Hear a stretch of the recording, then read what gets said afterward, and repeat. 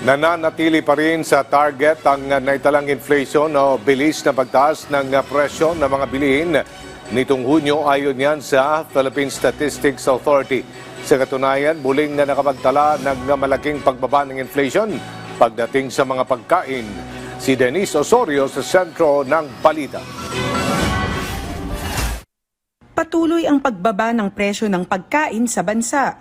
Ayon sa Philippine Statistics Authority o PSA, bumagal ang food inflation sa 0.1% nitong June 2025. Mas mababa kumpara sa 0.7% noong May nitong taon at 6.5% noong June 2024. Isa sa pangunahing dahilan ng pagbagal ang malaking pagbaba ng presyo ng bigas na ngayon ay may negative inflation na negative 14.3% dahil malaki ang bigat ng bigas sa presyo ng pagkain.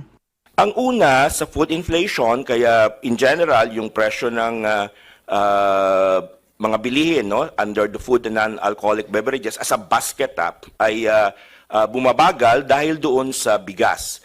Ang presyo ng or ang weight kasi ng bigas sa ating food basket ay halos mga 30%, one-third of the food ay bigas.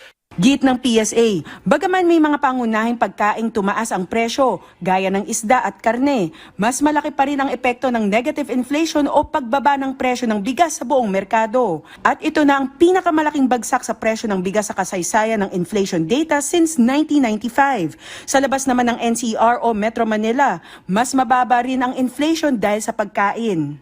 Yung ating consumption basket kasi ay iba-iba, Dito sa National Capital Region, substantial ang weight niya.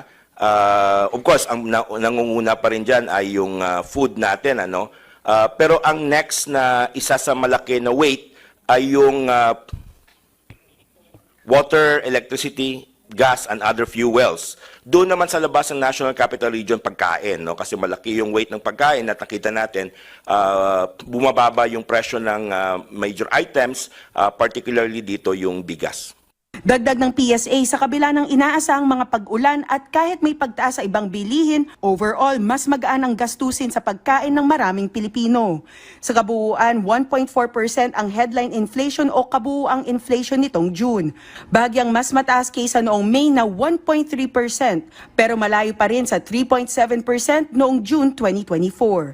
Denise Osorio para sa Pambansang TV sa Bagong Pilipinas.